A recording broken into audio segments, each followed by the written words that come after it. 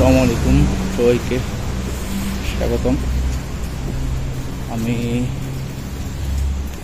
এখন থেকে ভাবছি যে আমার যে ইউকে লাইফস্টাইল, কোথায় যাই, কী করি না করি, সেটা তুলে ধরবো সবার সামনে। আমার তো প্রায় হাঁটা হয়, ঘোরা হয়, বিভিন্ন জায়গায় যাওয়া হয়। ভাবলাম এটা রেকর্ড করে রাখলে কেমন হয়। দেশে আসছি নতুন, দেখতে দেখতে কয়েক বছর চলে যাবে, তারপর আরো অনেকগুলো বছর চলে যাবে। একটা সময় যে ফিল করব যে আমি তখন পুরাতন হয়ে গেছি, আমি যখন নতুন ছিলাম তখন আমার এক্সপিরিয়েন্সগুলো কেমন ছিল। তো সেই সময় এগুলো কিন্তু থেকে যাবে ভাই, কি বলেন? তো আমরা এখন বের হলাম। মূলত আমার আগে যে স্থান ছিল সেটা ছিল ইংল্যান্ডে, কালারে।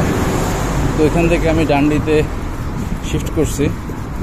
তো এখানে আসার পর আমার বেশ কিছু জিনিসপত্রগুলো কিনতে হবে, যার ফলে ভাই মুন্না ভাইয়ের সাথে বেরোলাম। মুন্না ভাইয়ের জন্মস্থান হচ্ছে সিলেটে। তো এখন থেকে ভাবছি এরকম ছোট ছোট ছোট ছোট ফুটেজগুলো, ক্লিপসগুলো আপনাদের সাথে শেয়ার করব।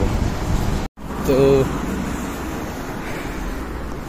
যাচ্ছি আমরা মূলত লিডলে না ভাই, লিডলে। আর এখানে সিন্সবারি কি রেখে আসছি? সিন্সবারি রেখে আসছি। আচ্ছা আচ্ছা, ঠিক আছে। তারপর বেবিলনে যাব। ওকে, বেবিলনে যাব। বেবিলনে কি কি পাওয়া যাবে? বেবিলনে মিট, চিকেন, লাম। বুঝতে পারছি। আর লিডলে? আর লিডলে ভেজিটেবল। আচ্ছা আচ্ছা আচ্ছা, বুঝতে পারছি। এক এক মানে এক এক দরকারি সব সামগ্রী বুসেমালের দোকানের মতো লিডল। এই যে এখানে দেখা যাচ্ছে সাগর, ওই পারে পাহাড়, ওইটা আরেক শহর। আমাদের বাংলাদেশে নারায়ণগঞ্জ জেলাটাকে বলা হয় প্রাচ্যের Dundee, that means Dundee of east. হ্যাঁ, তো এই যে ডান্ডি বা ড্যান্ডি যে কথাটা, সেটা যে শহরকে নিয়ে নারায়ণগঞ্জকে বলা হয়, সেই শহরে এখন আমি আছি। এই শহরে 1800-1900 সালের দিকে আমাদের ইন্ডিয়ান সাবকন্টিনেন্টে আর কি, ওরা ইন্ডিয়ান সাবকন্টিনেন্টে পাট অনেক আগে থেকে বিখ্যাত ছিল। তো এটা প্রায় 1600-1700 সালের দিকে, 1500 সালের দিকে সর্বপ্রথম পাট উৎপাদন শুরু হয়। তো আমাদের অঞ্চলে পাটটা সাধারণ অর্থকরী ফসলই ছিল, কিন্তু কখনো আর কি ব্রিটিশদের আগে কখনো এটা এক্সপোর্ট করে নাই কোথাও। মানে লোকালি উৎপাদন হইতো, লোকালি ইউজ হইতো, এইটুকু শেষ। অ্যাম্বিশিয়াস চিন্তা ভাবনা ছিল না কখনো। তো তারপরে যখন ব্রিটিশরা আসলো, তারা কি করলো, ওই জুটটাকে কেন্দ্র করে তারা একটা বড় একটা চিন্তা ভাবনা করলো যে না, এই জিনিসটাকে নিয়ে পুরো বিশ্বের মধ্যে ওরা বাণিজ্য করতে পারবে। তারা তো ছিল মূলত আমাদের অঞ্চলে গেছিলই তো মূলত ব্যবসা করার জন্য, তাদের এই ধরনের বিজনেস মাইন্ডেড চিন্তা ভাবনা ছিল আর কি। তো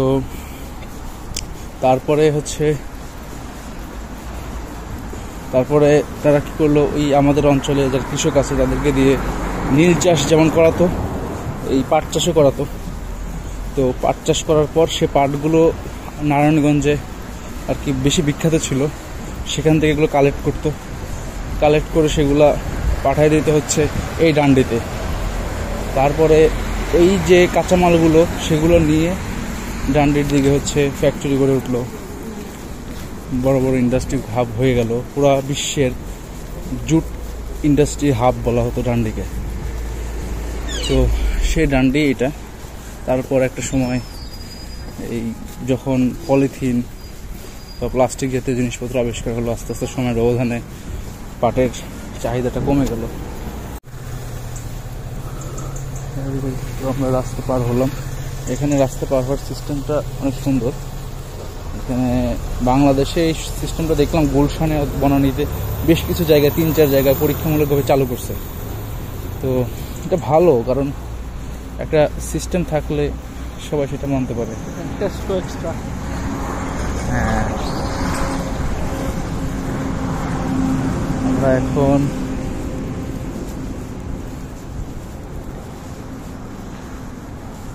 পার্থ রোড। অনেক সময় এখানে এসে বসা যায়, এখানে সিট আছে, হ্যাঁ ওইখানে সিট আছে, এখানে এসে বসে সুন্দর ভিউ, সুন্দর একটা view, হ্যাঁ দেখেন কি খুব সুন্দর লাগে। landscape, একদম। ওইটা হচ্ছে ওই পাশে যে শহরটা, সেটা হচ্ছে ফিফ বলে, কি? ফিফ, ফিফ। হ্যাঁ ফিফ, ওই শহরটার নাম হচ্ছে ফিফ। আর এই পাশে পুরোটা হচ্ছে ডান্ডি। ওই যে টেস্কো দেখা যায়, টেস্কো এখান থেকে শপিং টপিং করে। গতকালকে গেছিলাম ওইখানে, অনেক দূরে, আজকে আর যাবো না। তো আমার পাশে এই ভাই যার সাথে আমি কথা বলতেছি, ওনার বাড়ি হচ্ছে সিলেটে। আপনার এখানে 2 বছরের মতো হলো না আসা? একটা বিষয় দেখলাম, বাংলাদেশে যেরকম আমরা বাসা থেকে বের হয়ে যেরকম ঢাকাতে গলির সামনেই বাজার, সবকিছু কাছে, অথবা রিক্সা স্টেশনে চলে গেল, রিক্সা আছে এখানে, রিক্সার কোনো ব্যবস্থা এখানে রিক্সার ব্যবস্থা নাই। এখানে নিজেই সবকিছু হেঁটে হেঁটে ব্যবস্থা করতে হবে। গতকালকে সবাই কার্ড ইউজ করে, হ্যাঁ সবাই কার্ড ইউজ করে, কার্ড। আবার স্টুডেন্টদের জন্য অনেক কিছু ছাড় আছে। স্টুডেন্টদের নিয়ম নেই, কার্ড ইউজ করতে পারবে না। কার কার্ড, প্রাইভেট কার, ও আচ্ছা, হ্যাঁ সেটা ঠিক আছে। স্টুডেন্টরা ভার্সিটিতে যদি কার্ড নিয়ে আসে জায়গা হবে না, না পার্কিং প্লেস নাই। ডান্ডিতে 1700 স্টুডেন্ট, হ্যাঁ ডান্ডি ইউনিভার্সিটি 1700 না 17,000। 1700 তো অনেক কম হয়ে গেল। আর আমাদের ইউনিভার্সিটিতেই প্রায় 5-6 হাজারের মতো স্টুডেন্ট। 17,000 হবে, হ্যাঁ এটা হবে, কারণ অনেক বড় ইউনিভার্সিটি না, অনেক বড়। Rich। আর এটা হচ্ছে ডান্ডির পুরাতন বিল্ডিং, হ্যাঁ। ইউনিভার্সিটির এই দুইটা আর্লি প্লেস। এগুলো অনেক আগের ইউনিভার্সিটি। একটা সময় আমরা শুনতাম যে বিলেত থেকে পড়ালেখা করছে, যে বিশাল একটা ব্যাপার, প্রেস্টিজিয়াস ব্যাপার ছিল। বিশেষ করে আমাদের রবীন্দ্রনাথ ঠাকুর, তিনি এখানে ল পড়তে আসছিলেন। আসার পরে উনি পড়ালেখা কমপ্লিট করে নাই, বাট মাইকেল মধুসূদন দত্ত তার লেখা পড়ছিলাম, মেঘনাদবধ কাব্য, তো উনিও এখান থেকে ব্যারিস্টারি পড়ছিল। রাস্তা পার হয়ে যায়। ওকে, এখানে একটা বিষয় খুব ভালো, সেটা হচ্ছে যে রাস্তার পাশে যেই ফুটপাতগুলা, বাংলাদেশে রাস্তা আছে যেমন তেমন আছে, কিন্তু রাস্তার পাশে ফুটপাতগুলো নাই, যার ফলে হয় কি মানুষজন রাস্তা দিয়ে হাঁটে, মানুষজনেরও একটা রিস্ক, আর যারা ড্রাইভার তাদেরও একটা বিরক্তির ব্যাপার। রাস্তা সবসময় জ্যাম লেগেই থাকে, তার উপরে যদি সবাই রাস্তা দিয়ে হাঁটাহাঁটি করে, তাদের জন্য এটা বিরক্তির কারণ হয়ে দাঁড়ায়। এখানে এরকম না, এখানে রাস্তা যতটুকুই হোক না কেন তার পাশে ফুটপাত থাকে। তো পাটের চাহিদা কমে যাওয়ার পর যেটা হলো আর কি, তারা এই ইন্ডাস্ট্রিটা আর কি আগাতে পারলো না, যেটা ফ্লপ খেয়ে গেল। তারপরে কি করলো, এখানকার যারা মালিক ছিল তারা আর কি এই ইন্ডাস্ট্রিগুলো নিয়ে গেল নারায়ণগঞ্জে।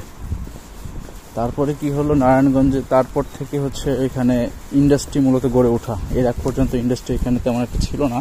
জাস্ট কি করতো, নারায়ণগঞ্জ থেকে কাঁচামাল সাপ্লাই হতো।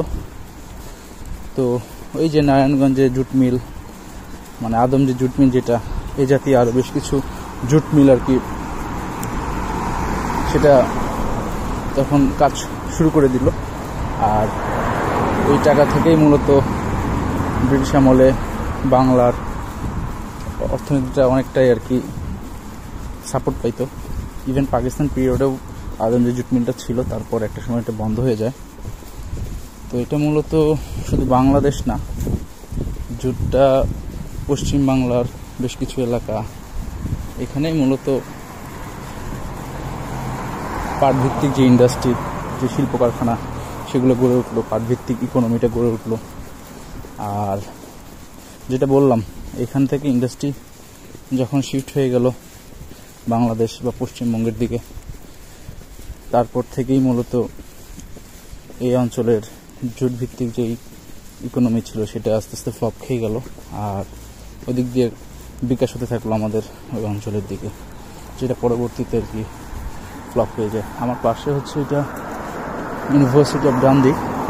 এটা অনেক বড় একটা ইউনিভার্সিটি, হিউজ বড় ইউনিভার্সিটি। তো এখানে অনেক ফ্যাকাল্টি আছে। তবে ভাই আমার যে কোর্সটা বুঝছেন, কনস্ট্রাকশন প্রজেক্ট ম্যানেজমেন্ট, সেই কোর্সটা এখানে পাইলাম না। ডান্ডিতে নাই? না, ডান্ডিতে নাই। খুঁজছিলাম আমি অ্যাপ্লিকেশন করার সময়, পাই নাই।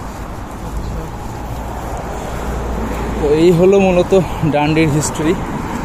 ডান্ডিটা অনেক সুন্দর একটা শহর। এটা হচ্ছে স্কটল্যান্ডের most sunniest city in the Scotland. হ্যাঁ, মানে স্কটল্যান্ডে প্রথমত ঠান্ডা বেশি থাকে, তারপরে সবচেয়ে কম ঠান্ডা যদি কোনো স্থানে থাকে সেটা হচ্ছে ডান্ডি, তাই না ভাই? তো এই আর কি ঘটনা। এটা ঠান্ডার সময় একটু ঠান্ডা থাকে। হ্যাঁ, ঠান্ডার সময় একটু ঠান্ডা থাকে, কিন্তু তারপরে অন্যান্য শহরের তুলনায় সেটা কমই থাকে। হ্যাঁ, থাকে।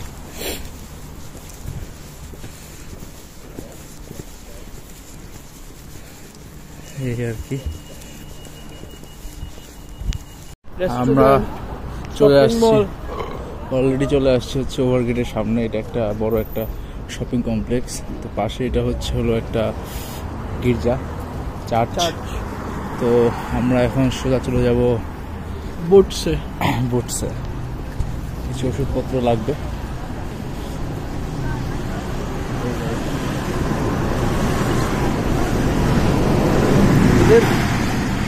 বাসা বাড়ির ক্ষেত্রে অনেক জায়গায় দেখা যাবে কি, আগের যেই ব্যাপারটা বলছিলাম যে জুটের যে ব্যাপারটা, বেশিরভাগ জায়গাতেই জুটের ইন্ডাস্ট্রি ছিল, ফ্যাক্টরিগুলো ছিল। তো অনেক বাড়িগুলোতে এখনও দেখা যায় যে ওই চিমনিগুলো রয়ে গেছে। তো এটা একটা ল্যান্ডমার্ক আর কি। এটা এখনো সাক্ষী দেয় যে ডান্ডিতে একটা সময়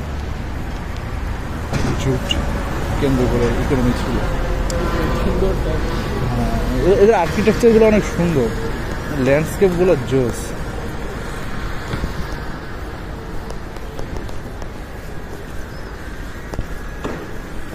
আর এখানে আসলে আপনার হাঁটতেই হবে, হাঁটার কোনো বিকল্প নেই।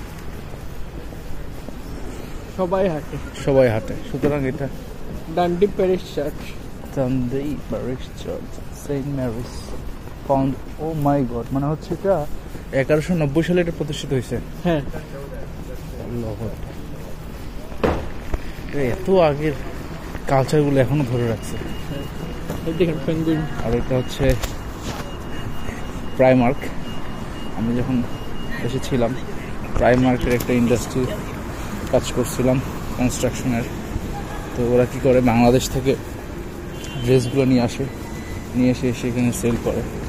এদের প্রায় প্রতিটা শহরেই প্রাইমার্ক, টেস্কো, লিডো, তারপরে হচ্ছে আজলা, এ ধরনের যে সুপার মলগুলো এগুলো আছে। এগুলো আসলে অনেক হেল্প করে সব কিছু এক জায়গায় পেতে।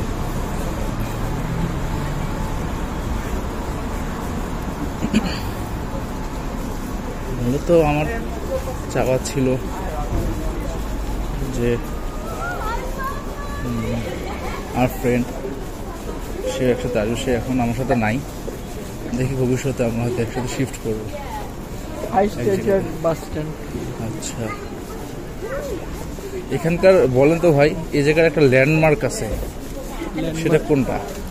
ওই যে বড় পেটালা, ওইটা কিন্তু অনেক আগের।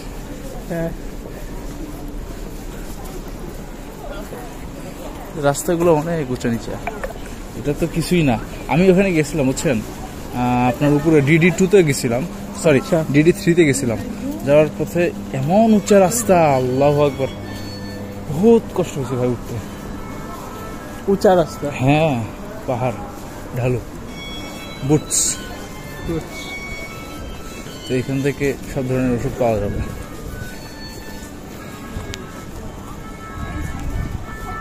বুটসের ভিতরে চলে আসলাম, এখানে অনেক ধরনের ওষুধ আছে আর কি। এখানে ওষুধগুলোর ক্ষেত্রে কি হয় যে ডাক্তার প্রেসক্রিপশন দেয় জিপি রেজিস্ট্রেশন করার পরে, তো সেই প্রেসক্রিপশন দেখে আর কি এরা ওষুধ সেল করে, বিশেষ করে যেগুলো সেন্সিটিভ ওষুধ। তো প্যারাসিটামল নর্মালি কিনতে গেলে প্রেসক্রিপশনের প্রয়োজন পড়ে না। আরেকটা জিনিসের জন্য আফসোস করি, সেটা হচ্ছে ছাতা। বাংলাদেশে এত ভারী একটা ছাতা, সুন্দর একটা ছাতা রেখে চলে আসছি। আমি জানতে পারছিলাম যে হচ্ছে এখানে অনেক বাতাস হয়, ঝড় হয়, তারপরে এই তুষার পরে। তো ওই ছাতা, বাংলাদেশে যে ছাতাগুলো আমি ইউজ করে অভ্যস্ত সেগুলো নাকি এখানে কাজ করে না। কিন্তু এখানে আসার পরে আমি অবাক হয়েছি যে এদের ছাতাগুলো আমাদের থেকে আরও বেশি পাতলা, আরও কম হার্ডি। তো এই জন্য আর কি আমার আফসোস হয় মাঝে মাঝে, এখনো মনে হলে আমি ছাতাটা কেন আনলাম না।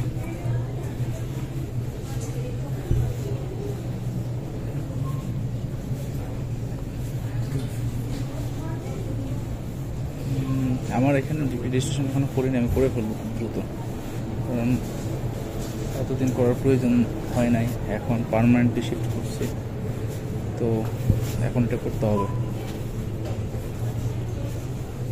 সব কিছু লাইন, ডিসিপ্লিন।